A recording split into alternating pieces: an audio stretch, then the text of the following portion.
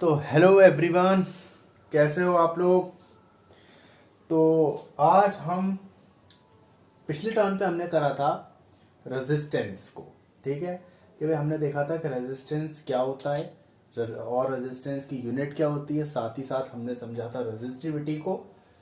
आज हम उसी का आगे का पोर्शन करने जा रहे हैं जहां पे हम पढ़ेंगे कॉम्बिनेशन ऑफ रेजिस्टेंस को। जहां पे हम पढ़ेंगे किसको? कॉम्बिनेशन ऑफ रेजिस्टेंस को। कॉम्बिनेशन ऑफ रेजिस्टेंस, रेजिस्टेंस का कॉम्बिनेशन। आ गई बात समझ में? ठीक है। तो यहां पर देखो, अगर हमारे पास दो रेजिस्टेंस हैं, एक R1, भाई मैंने बताया था कि रेजिस्टेंस को हम इससे डिनोट करते हैं, और दूसरा है R2। अब इनको कंबाइन करने के, आपस में जोड़ने के कितने तरीके हैं? इसको कंबाइन करने के दो ही तरीके हैं। आप इनको एंड टू एंड जोड़ दो, आप इनको एंड टू एंड जोड़ दो, और आप इनका एक एंड से पहले वाले का एंड और दूसरे एंड से दूसरे वाले का एंड, यानी कि इनको आप इस तरीके से जोड़ दो, एक दूसरे के पैरेलल जोड़ दो। ठीक है, तो आप समझ ही गए होंगे। पहले वाले को हम बोलते हैं क्या? सीरीज कॉम्बिनेशन, और दूसरे वाले को हम बोलते हैं क्या? Parallel combination. तो आज इस वीडियो में हम यही देखने वाले। ठीक है भाई। तो पहला है, इसको जोड़ने के दो तरीके हैं। पहला है क्या? Series combination. पहला है सीरीज कॉम्बिनेशन, और दूसरा है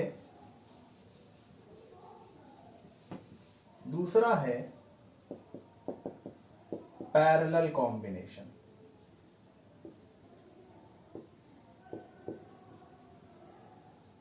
दूसरा है पैरेलल कॉम्बिनेशन। ठीक है भाई। तो वन बाय वन हम देखेंगे कि पहले क्या सीरीज कॉम्बिनेशन, देन फिर बाद में पैरेलल कॉम्बिनेशन। ठीक है भाई। चलिए, तो पहले स्टार्ट करते हैं हम किससे? Series combination. तो भाई दो या दो से ज्यादा रेजिस्टेंस सीरीज में कब कनेक्टेड होते हैं या फिर कैसे जुड़े हुए होते हैं? तो भाई यहां पर सबसे सिंपल मेथड पहचानने का ये है, अगर आपके दो या दो से ज्यादा resistance end to end connected हो। कैसे?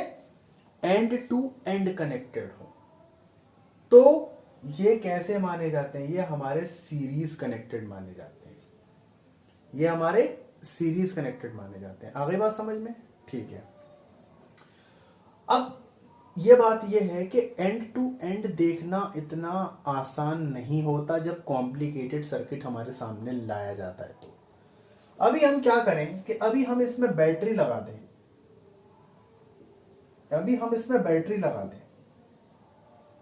ठीक है भाई। तो बताओ कि ये बैटरी का ये टर्मिनल पॉजिटिव, तो इसमें पोलैरिटी आ जाएगी रेजिस्टर में।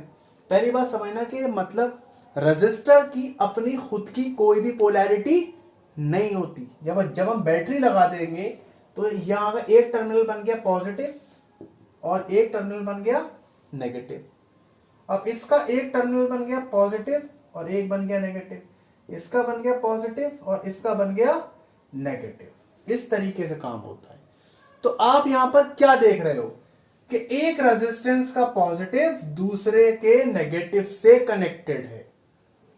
ठीक है भाई। तो ये देखने का सबसे अच्छा तरीका है, इससे आप अच्छे से आइडेंटिफाई कर लोगे कि कौन कौन से रेजिस्टेंस सीरीज कनेक्टेड है और कौन कौन से हमारे पैरेलल कनेक्टेड है। ऐसे जब क्वेश्चन आता है ना, तो ऐसे समझ में नहीं आता फिर, क्योंकि जब कॉम्प्लिकेटेड सर्किट आएगा तो उसमें आप नहीं देख पाओगे कि एंड टू एंड कौन कौन से कनेक्टेड है। आ रही बात समझ में? तो भाई वैसे तो अब हम इसको डिफाइन किस तरीके से करेंगे? सीरीज कॉम्बिनेशन हमारा वो कॉम्बिनेशन है जिसमें भाई एक रेजिस्टर का पॉजिटिव दूसरे के नेगेटिव से कनेक्टेड है। आ गई बात समझ में? ठीक है। या फिर क्या बोल दो, simply end to end connected है। क्या है? एंड टू एंड कनेक्टेड है। ठीक है भाई। चलिए, तो अब यहां पर हम क्या करते हैं कि ये तो बात समझ में आ गई होगी, ठीक है। तो बैटरी से हमारा कनेक्टेड है ये, ठीक है। अब बैटरी देखो, इसको एक करंट सप्लाई कर रही है, बैटरी इसको करंट सप्लाई कर रही है। Suppose I amount of current इसके अंदर जा रहा है, ठीक है भाई। अब एक बार बताओ कि करंट को यहां पे कोई रोकने वाला मिला? नहीं मिला। यहां पर भी करंट आई है, ठीक है भाई। यहां पे कोई रोकने वाला मिला? यहां पर भी रोकने वाला नहीं मिला इसको कोई। तो यहां पर भी करंट क्या है भाई हमारा? आई है। आ गई बात समझ में? ठीक है, चलिए फिर अब यहां पर देखने वाली बात यह है कि यहां पे करंट सारे रेजिस्टेंस में क्या है?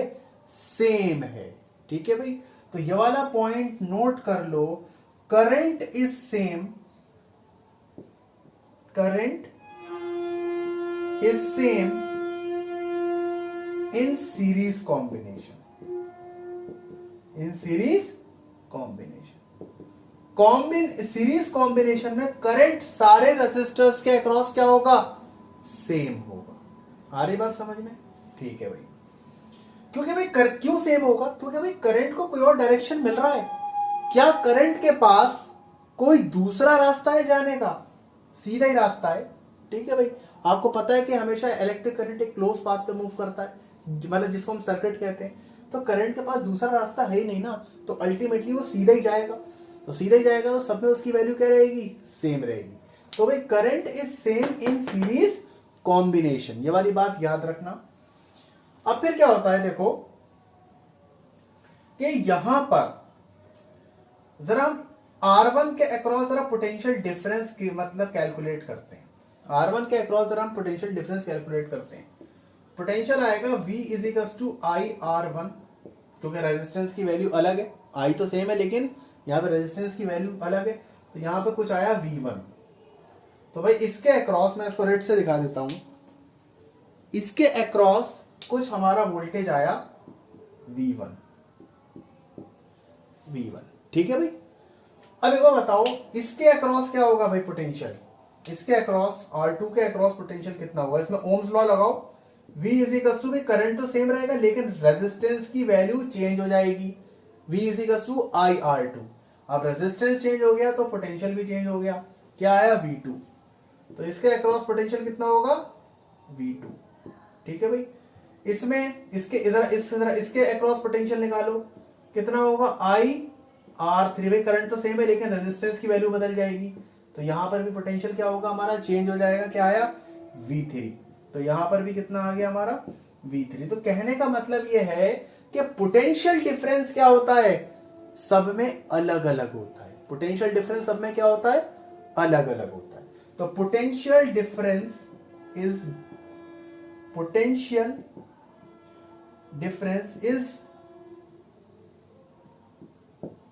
Not same in all resistances, ठीक है। तो पोटेंशियल डिफरेंस भैया सेम नहीं होता, ठीक है। आ गई बात समझ में? ठीक है, चलिए आगे आते हैं। तो आगे आते हैं भाई, ठीक है।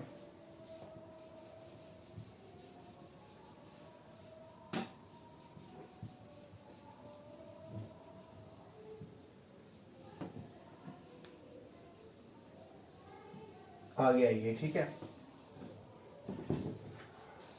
यहां पर हमारा रेजिस्टेंस सेंस है R1, R2, R3, ठीक है भाई। अब जो इसमें करंट I1 जा रहा है, ठीक है भाई, इसमें करंट I, अब इसमें सब में करंट क्या रहेगा? सेम रहेगा, ठीक है भाई। अब आप मुझे एक बात यहां पर बताओ कि यहां पर अगर एक हमने इसे बैटरी से कनेक्टेड कर रखा है, V वोल्ट की बैटरी है, तो अगर मैं सारे रेजिस्टेंस के अक्रॉस जो पोटेंशियल है, इसके अक्रॉस पोटेंशियल कितना है? V1। इसके अक्रॉस पोटेंशियल कितना है? V2। इसके अक्रॉस पोटेंशियल कितना है? V3। मैं सारे पोटेंशियल्स को अगर सम कर दूं, सारे पोटेंशियल्स को अगर सम कर दूं तो मुझे इस बैटरी के बराबर पोटेंशियल मिल गया कि नहीं मिल गया? बताओ मुझे वी नेट कितना मिल गया भाई? इसका V1 V2 V3 किसके बराबर होगा? बैटरी के पोटेंशियल के बराबर होगा कि नहीं होगा?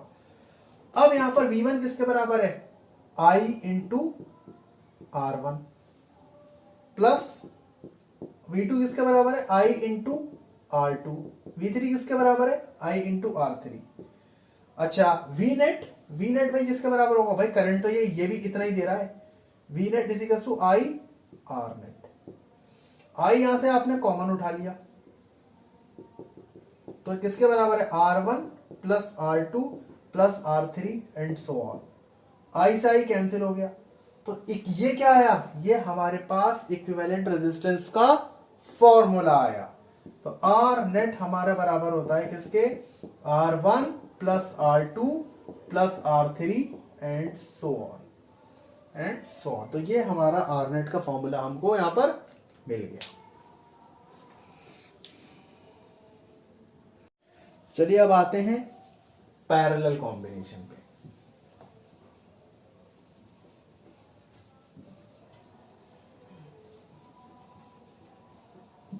अब आते हैं पैरेलल कॉम्बिनेशन पे, ठीक है भाई?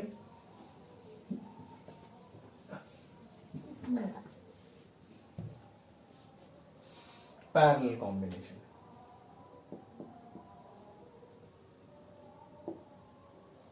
Parallel combination.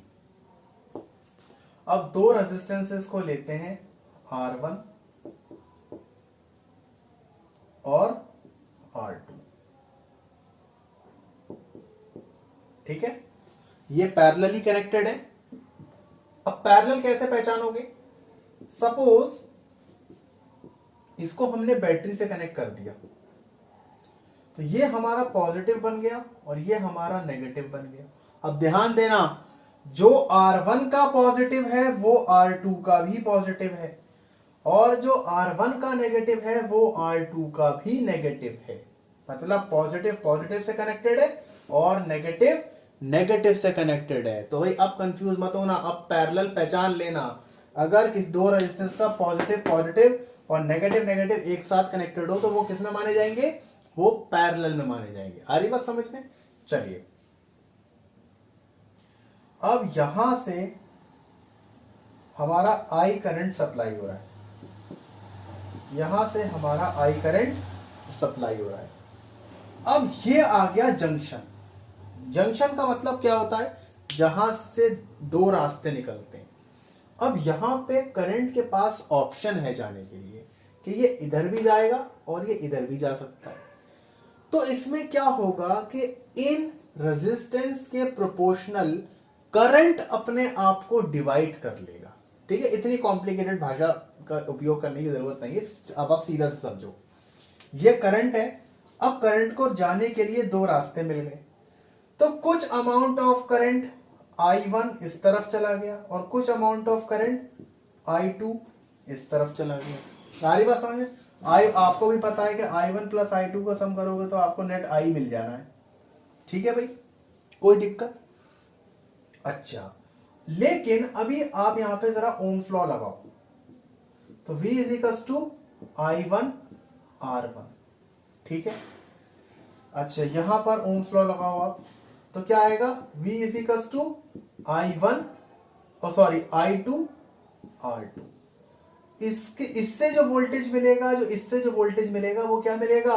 वो हमको सेम मिलेगा, वो हमको सेम मिलेगा। मतलब जो V आपने यहां से दिया था उतना ही V इस रेजिस्टर के अक्रॉस है और उतना ही V हमारा इस रेजिस्टर के अक्रॉस भी है हमारा। आ रही बात समझ में? तो ये है। तो यहां पर पैरेलल कॉम्बिनेशन में हमको पता लगा कि भाई पहली बात तो पता लगी कि करंट क्या होता है? डिफरेंट होता है। I1 I2 क्या डिफरेंट है? तो करंट इज डिफरेंट। करंट क्या है भाई? करंट हमारा अलग है, ठीक है? ठीक है, इन ऑल रेजिस्टर, भाई हर रेजिस्टर में एक नया करंट होगा लेकिन potential difference is same. Potential difference PD is same. Potential difference क्या रहेगा यहां पर? सेम रहेगा।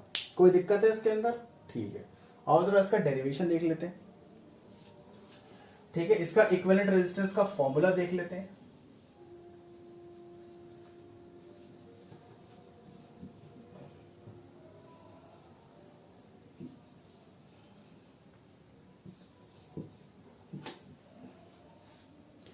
देखो भाई, यहां पे अब करंट अलग है ना, करंट से कहानी शुरू होगी। वहां पे पोटेंशियल अलग था तो हमने पोटेंशियल को इक्वेट करा था। यहां पे करंट अलग है तो हम यहां पे करंट को इक्वेट करेंगे। यहां से जो टोटल करंट जा रहा है आई, वही तो टूट रहा है I one plus I two में। तो हम लिख सकते हैं कि नेट आई, जो नेट आई है वो बराबर है I one plus I two के बराबर है कि नहीं है। आई वन कितना है यहां से देखना जरा, ये है हमारा v अपॉन आर वन, है कि नहीं है। तो v upon r one. I two कितना है हमारा, v upon r two. Net कितना है, नेट भाई जितना बैटरी तो दे रही थी, नेट कितना दे रही थी v, और यहां जो टोटल रेजिस्टेंस होगा आर नेट। v सब में से कॉमन ले लो, v कट गया तो क्या बचा, वन अपॉन आर नेट हमारा बराबर आया 1/R1 प्लस 1/R2, और इसमें 1R3 आ जाए या R4 आ जाए, सब जोड़ते चले जाओ। तो ये इसका इनवर्स रेशियो में जोड़ते हैं। ये फॉर्मूला है पैरेलल कॉम्बिनेशन का। ठीक है भाई, ठीक है, चलिए फिर